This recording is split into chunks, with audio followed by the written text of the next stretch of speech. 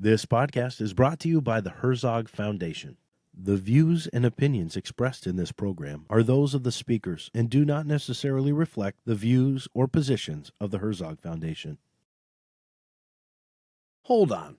You mean to tell me you haven't saved March 24th for the Maryland Association of Christian Schools Administrators Retreat at Restoration Farm in Harford County, Maryland?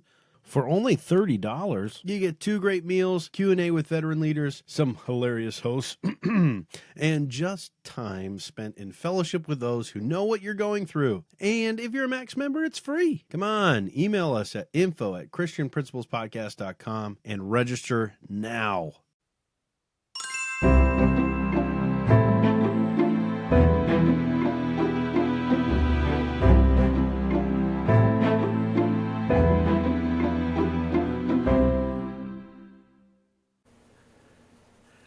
Welcome to the Christian Principles Podcast. I'm Matt George. And I'm Mark Zockel. I'm freezing also, by the way. Well, it's a little chilly today I know. When we're recording. Yeah. The people talk about stay-at-home work and how sometimes they don't put on pants. And right now, I have not only my pants on, but I have 2 blankets and a heater going. Yeah. Basically, it's a fire hazard. There's a fire hazard under my desk right now because I am so cold. I'm inside. It's one of those. It's one of those days. Looking up at my family up in the north, facing the feels like negative 30. Oh, yeah. Feels like negative 30. It's pretty cold here, but it's not that cold. It reminds me of the short story To Build a Fire. And remember, he eventually passes away. So get out of there. Just leave. Go somewhere warm, okay? That's why God made Florida. Oh, my word. All right. Well, let's go ahead and hear from our brand partners. Yeah, let's do that. Sounds like a good idea. All right, let's hear from them. Time's ticking. Is your school ready for next year's staffing needs? Don't let last-minute hiring stress you out. Zockel HR Consulting can help fill your staffing needs. Visit www.zhrconsulting.com today. The Christian Principles Podcast is excited to share that we've joined the Herzog Foundation Podcast Network, a hub dedicated to advancing K-12 education and the Christian values we all share. The Herzog Foundation exists to catalyze and accelerate the development of quality Christ-centered K-12 education nationwide, helping families and culture flourish. One of their most impactful resources for Christian school leaders like us is the Herzog Foundation Institute. This program offers fully funded training events and retreats, enabling us to sharpen our skills without adding cost to our schools. Led by national experts, these events cover essential topics like marketing, donor development, and culture building, all tailored to the unique needs of Christian schools. Held monthly in Kansas City and other locations across the country, these events equip schools and their leaders with the tools and strategies they need to thrive. Don't miss the opportunity to explore all the Herzog Foundation has to offer. Together, we can strengthen Christ-centered education. Learn more at herzogfoundation.com. That's herzogfoundation.com. All right, here we go. I'm excited about what we are starting with this episode. I'm pumped too. We've been preparing for this for a long time. We've actually put effort into this. We tried. If this doesn't go well, we should just stop. That is not. Let me clarify. That is not to say that we don't put any effort towards any of our other episodes. Well, I mean, however, you could say, okay, all right. However, but we've done a couple series. Okay, 3 and 2-part series so far. We're jumping up to 12. Yeah, let's do it. 12-part series. We've done a third of it and a fourth of it so well. Let's just quadruple it. Let's just keep going. Shoot for the moon. Let's do it. If we fall, we'll just fall flat on our face and waste lots of time and energy. So, Yeah. Hey. Oh, man. All right, but here's what we're doing. Let's explain that, yeah. Let's explain this. As you noted by the title of our episode, A Principles Timeline, February, you can see that we are going to be giving a bit of a here's what's coming, or here's what we think should be considered to be coming as a Christian school administrator, head of school, principal, whatever your title is, or you're helping those, you're supporting those, or trying to get to know those better, or thinking about becoming one yourself. We are going to be preparing for you to be published just before, or perhaps a couple of weeks, maybe middle of the month, towards the end of the month. We'll see where it lands month by month. A preview of the upcoming month. So today we are going to be looking at February, as this podcast should be dropping on the 30th of January. So this is maybe a little bit as close to the end of the month previous as we would want to be publishing this, but we do want to go ahead and get this off the ground here in January in 2020. Not 2025. 2025. But January 2025. Whoa. We want to talk about January. We want to talk about February 25. So that's where we're going. February. We're going to say it one time and never say it again. February. So let's get right into it. Matt, you want to talk us through this, the summary of what we prepared, of what we think about February? Yeah, the big thing with each of these months, what we try to think about, especially a central kind of focus, because there's a lot going on at this time that I would say is consistent across all of our schools. We might have unique events that take place in February. We're not going to hit necessarily all those things, but this is what I always refer to as the beginning of the third quarter doldrums. Yeah, right? There we go. The mid-year fatigue starts to set in, not just for our students, but our faculty as well. And so we want to get ahead of that. We want to make sure that we're planning and maintaining momentum for the rest of our second semester, last part of the year. So we're going to focus on encouragement. We're going to focus on big spring events that are coming that we need to do some preparation for. Standardized testing, no doubt, will be coming down the road. So we're getting into a position to set ourselves up well to do those things when they arrive. Along with, and even planning going further, this is the time when we're thinking about next year too.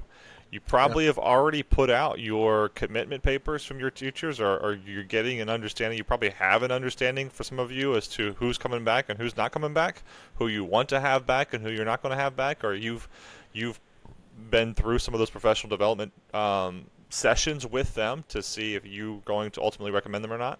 Before we get into those more nitty-gritty, something that we came up with, not really the last second, but something that we decided to add to this, is a list of dates to remember for February on more of like a national holiday. I was never the celebrator in my placements. I had to have somebody around me, or I came to find out I needed somebody around me who was going to actually look at the calendar and say, oh, it's so-and-so's birthday. Oh, so-and-so's having a baby. Or so-and-so, this is, oh, by the way, it's your anniversary, or it's a national holiday. So we're going to go through and look at some of the ones that we think you might want to be aware of. Yeah, I do tend to be that day after. Oh, yesterday was that thing. Like, as we're recording right now, yesterday was the inauguration of our newly elected president. And, I mean, granted, I'm very much aware of it. I was very much aware of it yesterday as well.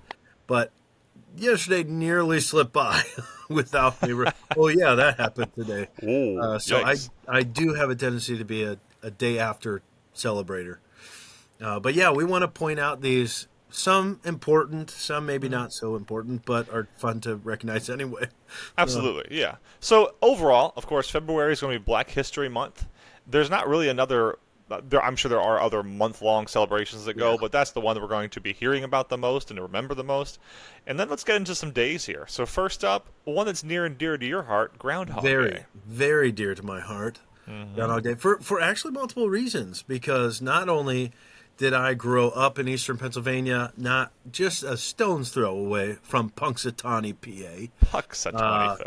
But also, it was my grandparents' wedding anniversary. Aww. They got married on Groundhog's Day. So yeah, I love the old Groundhog Day. I love asking my kids, what do you think? Is he going to see a shadow? Is he won't? But I don't really, I wouldn't lean on it too heavily.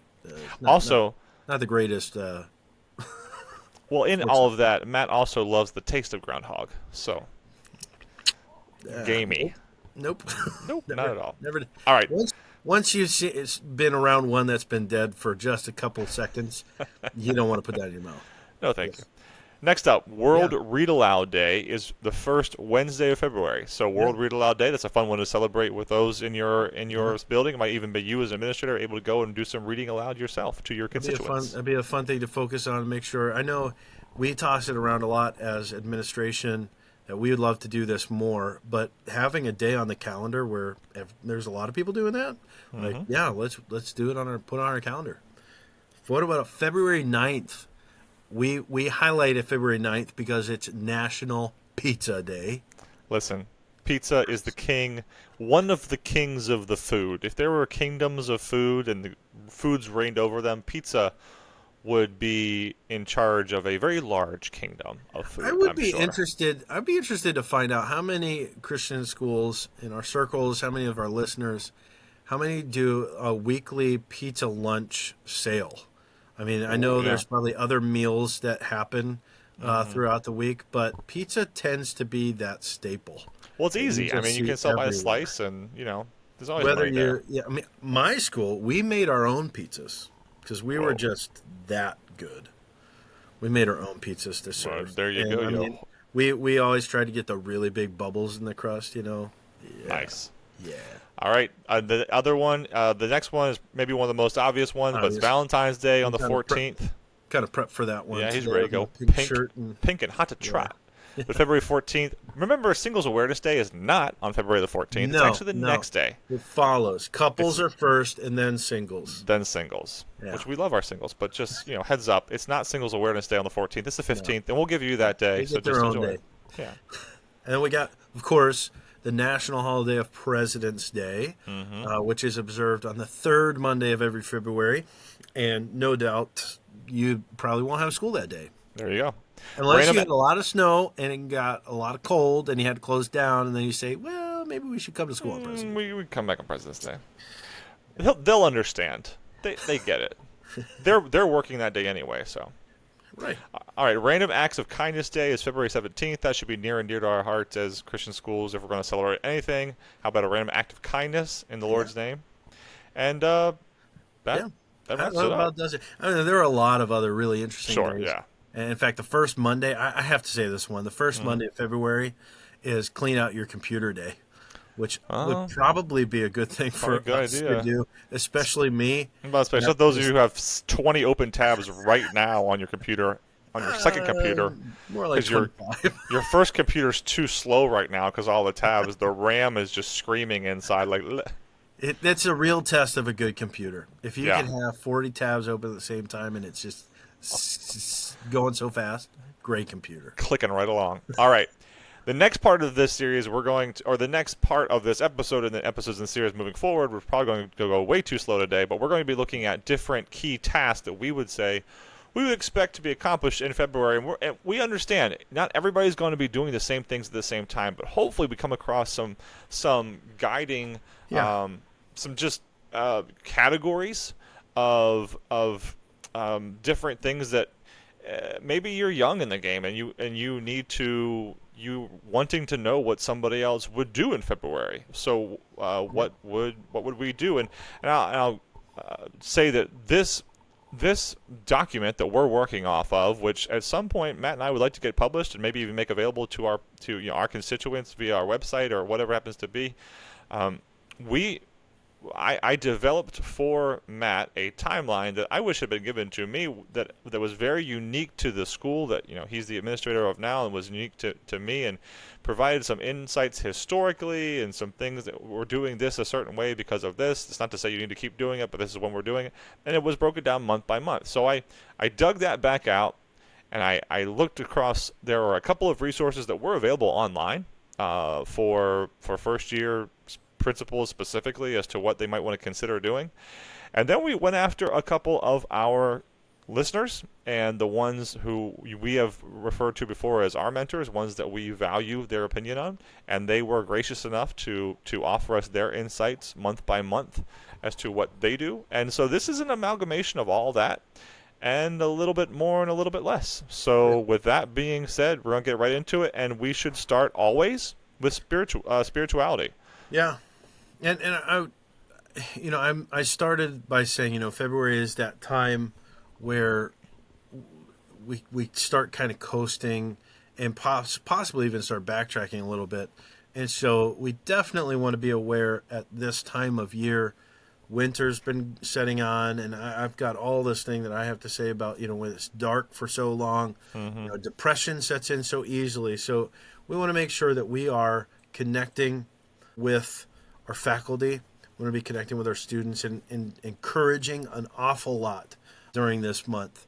And I know there's many schools that, in order to counter that dark time and maybe even apathetic time of introducing a spiritual emphasis week in the month of February, or even a spirit week that would accompany that, just to boost that morale and get the focus on what truly matters. So absolutely, those are definitely things that to take into consideration when we start off with the spirituality.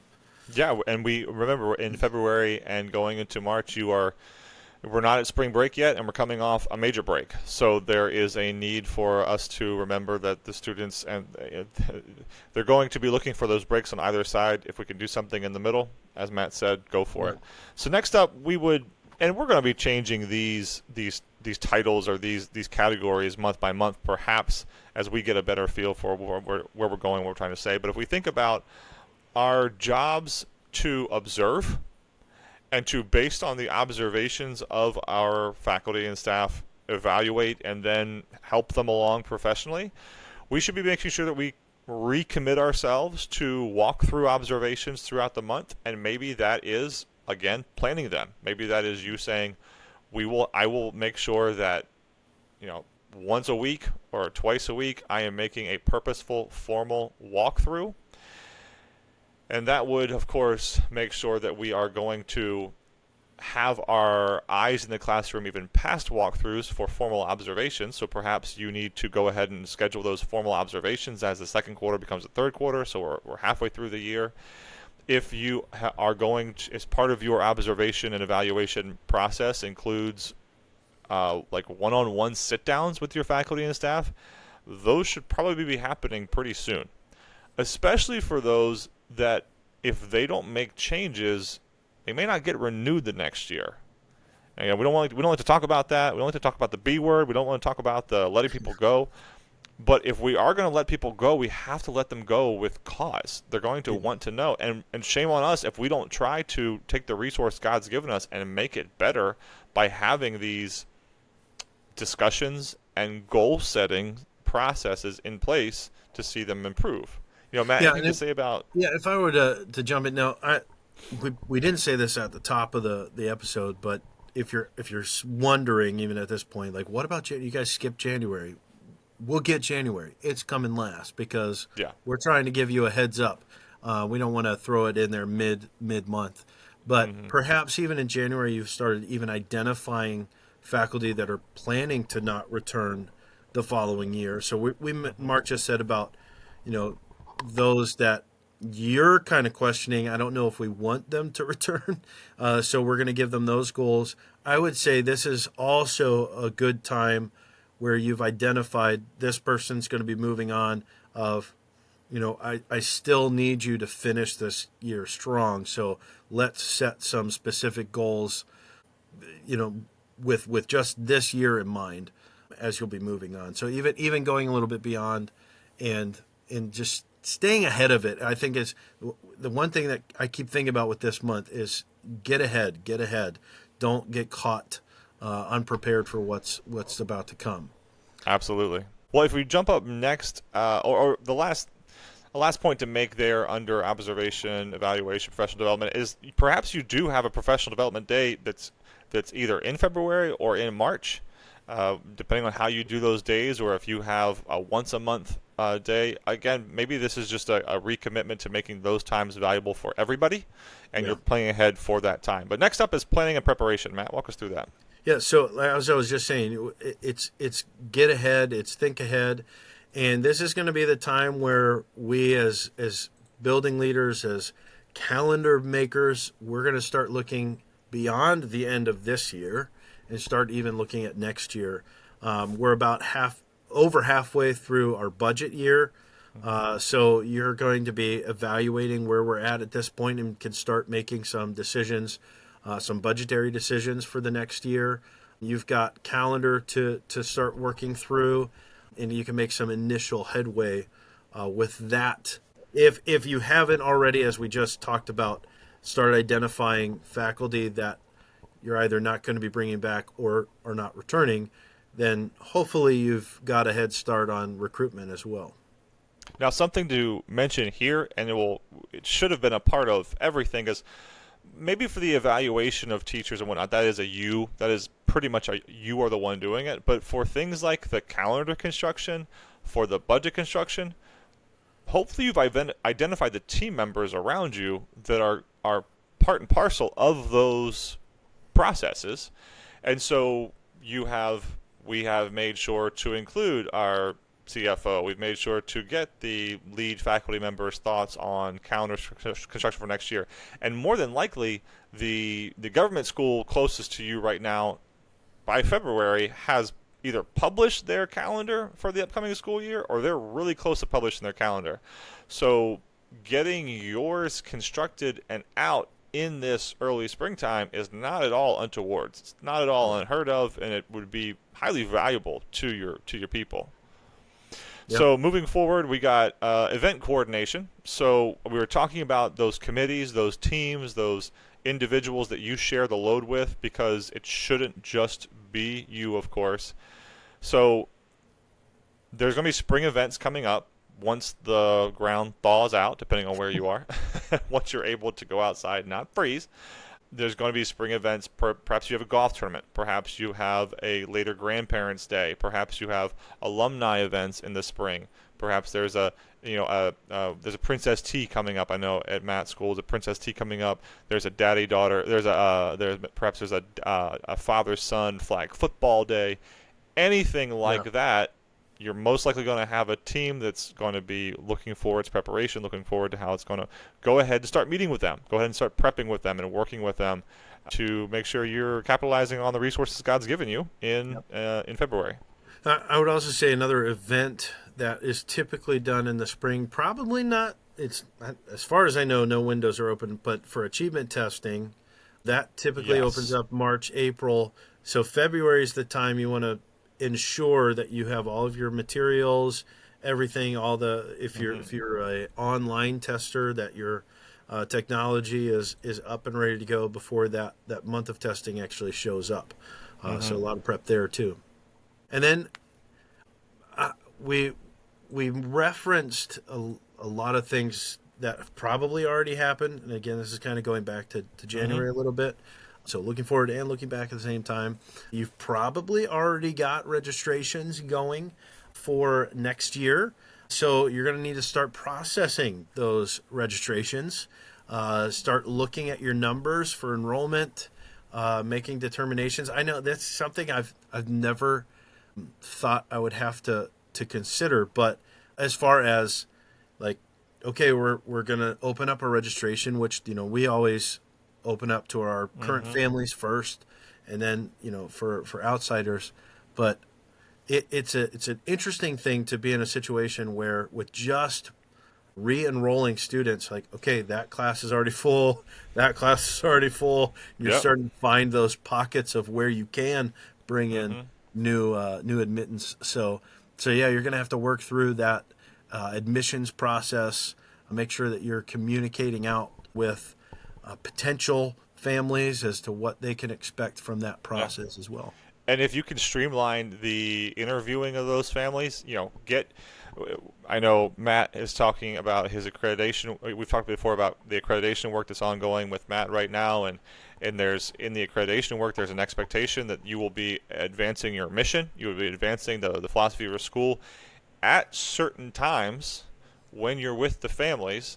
and the interviews at the opening of the relationship between your family, your family, your school family, and the family coming in, are the perfect time for some of those conversations to occur. And so you can say, yes, we have it in paper in our admissions policies that we hand them a guiding documents understanding. I have asked them for their responses concerning the mission of the school and how they will add. I love the question, how, not even just an interview question for oncoming faculty and staff, but for our families, how are you going to make Seaside Christian Academy or a Faith Baptist school, how are you going to make this school stronger, specifically using language from the mission? How are you going to make the mission of our school better by your admission into this place? And this could be a place to work with your team to even update some of those admissions packets or policies or questionnaires to make sure you're actually hitting on those things. So, yeah, and kind of along those same lines, the next thing that we'd be looking at when it comes to the climate of your school. As you're going through, you're going to not just be looking at, who is going to fit well in our school, but even what fits well in our school. I know we already went through calendar stuff, but, when it comes to the programs that you have at your school, if there's a hole, if there's a gap that you've identified as you've gone through the year already, this is something that Mark and I have talked about a little bit. It's like, man, I just keep seeing these great ideas of things that we could do as a school that would just really stand out. But who's going to do that? Or what resources do we have to accomplish it? But I'm already pancake thin. What else can I do right now? Right? But look at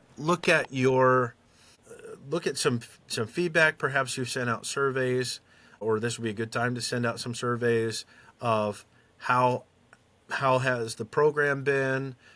What are some things that you would like to see at the school? Start getting that information collected, because then if you are planning to add a new program, you don't want to wait until the summertime to get started on prepping for that.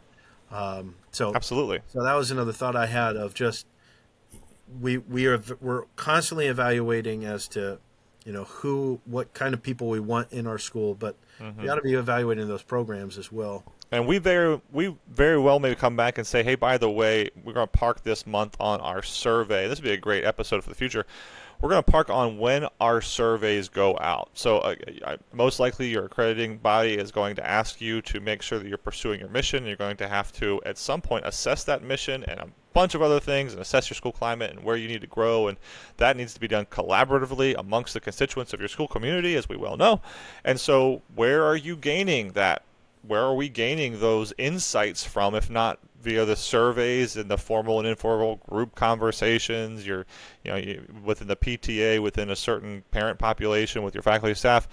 We're going to do an episode at some point coming up here concerning just the timing of surveys and who's getting them, which ones are necessary to go out, what a good timeline might be for the school surveys that the school might have to send out. We got to keep going here. One of the other things to make sure we're reviewing when it comes to review is the students you have that may not be a good fit for you moving forward, and so you're going to be having tough conversations with the parents in the fourth quarter of, listen, we do not plan on re-enrolling your student. And Lord willing, those conversations don't have to happen. It's only one or two, and they see it coming, and you have lots of documentation. Yeah. You've written it all down, because otherwise this could be messy.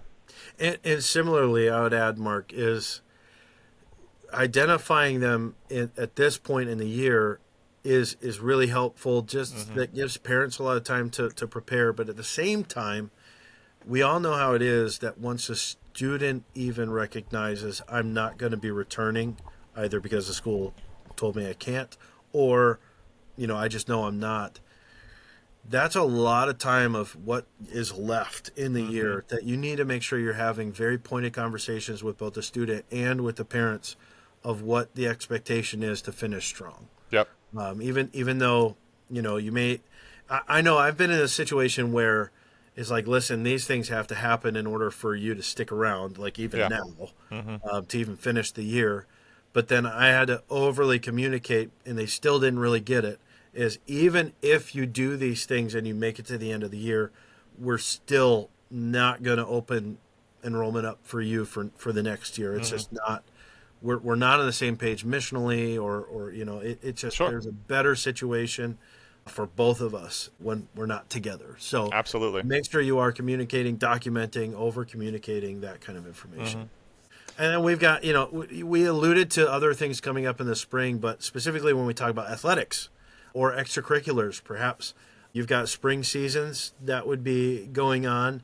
So make sure you're coordinating with your athletic director on, budgetary things, on scheduling things. Make sure before those all kick off.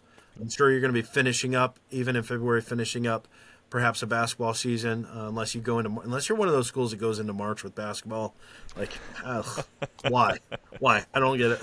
But yep. And I say that right now as a very willing basketball coach that is more willing for somebody else to take it. But stepped into the void. He is covering the need. He's doing so with a happy spirit. I'm enjoying it, but at the same time, it's a long time. You had to brush off your whistle. It's been a few years. Oh, whew, it's been several years. You gotta get a new whistle probably, because that'd be a gross old whistle. All right, so as well as but with the sports, of course, there's other extracurriculars. If you have a fundraising effort, some advancement, we think about the galas and the development that you capitalize in the fourth quarter. People are happy. The school's got the sun shining. The sun is shining. The tank is clean. But people are just excited about the end of the year. You're going to capitalize on that with your development efforts or things. Make sure you're with your fundraising, your heads, talking about those events. Again, just checking on events. If you have a summer activity, like a summer camp or something your school does, those brochures, the website development, the social media construction, all that should be going out. One of the guys who spoke into this timeline, he actually has the schedule. His AD has the scheduling of, and perhaps your school, this is just common practice for you, but he has the scheduling, at least the initial league scheduling of all of the games for the upcoming year, done by the end of February with his AD. His AD that is a written goal his AD is supposed to accomplish, and that is impressive. So well done, as well as like their other events, like their fundraising events and other things their athletic department will work through. That's Hats off.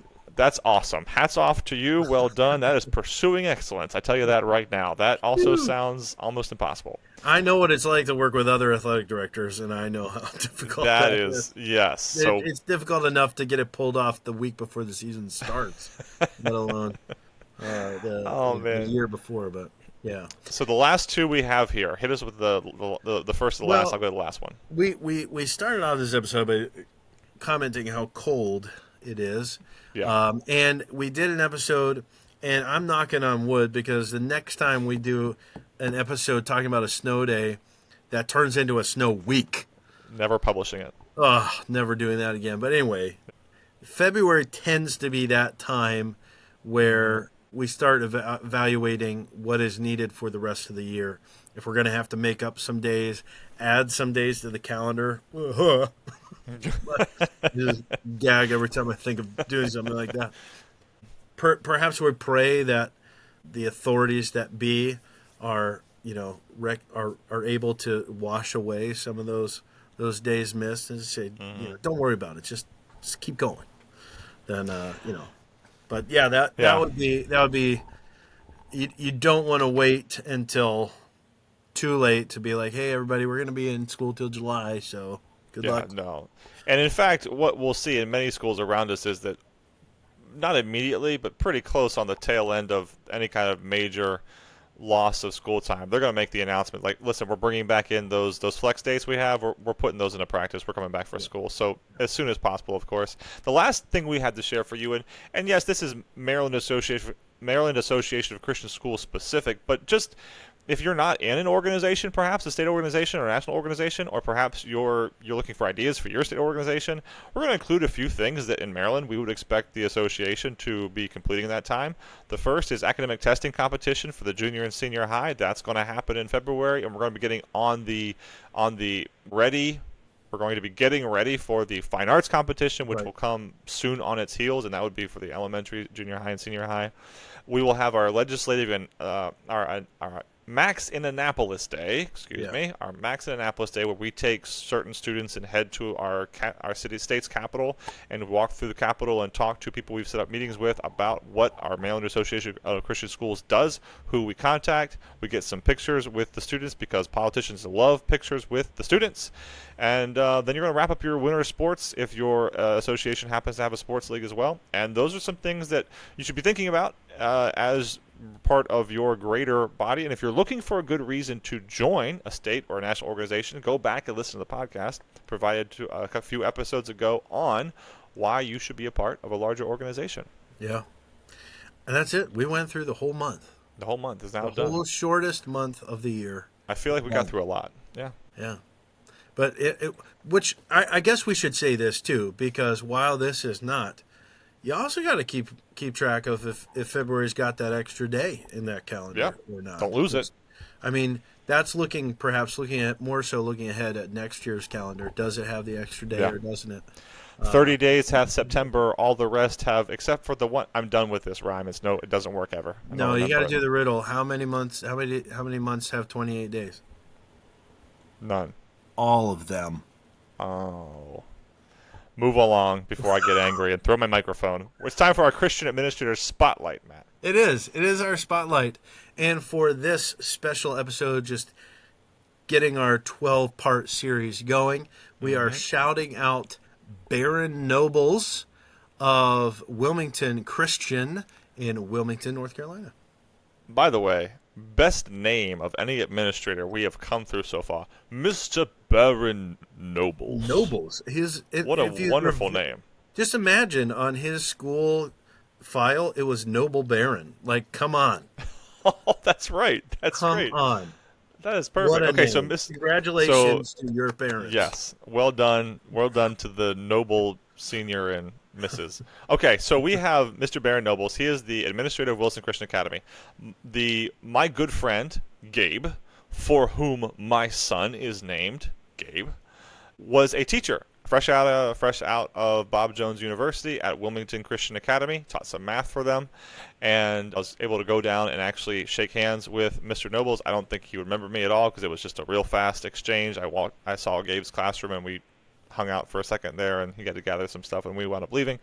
But then Mr. Nobles was spoken of in glowing terms by Gabe for the time that he was there and what he was doing because of some things that were occurring at the school that, administratively were not that easy, especially dealing with, if I remember right, it was parents and some athletic fundraising, if I remember correctly, and he was walking through those issues at that time. So that's Barron Nobles, and he has been in teaching and administrating Christian schools for 38 years.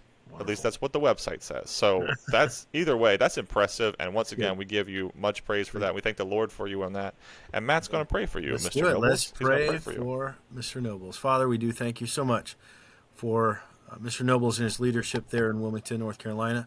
I just pray that you would uplift him, encourage him during this time, especially as we have already talked about a month upcoming that tends to be very challenging, that you would just help him in the directing his school and helping in just the further of your ministry there. We thank you for him, and we pray all this in Jesus' name. Amen. Amen. And that's going to wrap up this episode, but it won't wrap up this series. Looking forward to the other months that we get to discuss. And we'd love to hear from you, even before we get to special months. If there's something that stands out that you think we should talk about, just shoot us an email. Please do it. Otherwise, thanks for growing with us today. Could we ask you a favor? Please help us grow our channel by clicking on the plus follow button at the top of the screen on Apple Podcasts or the follow button on the main podcast page on Spotify. Taking this step helps boost our ratings, but more importantly, gets us in more Christian school admins' ears. Also, it'll keep our latest content in your feed. This little action could help us take this podcast a long way.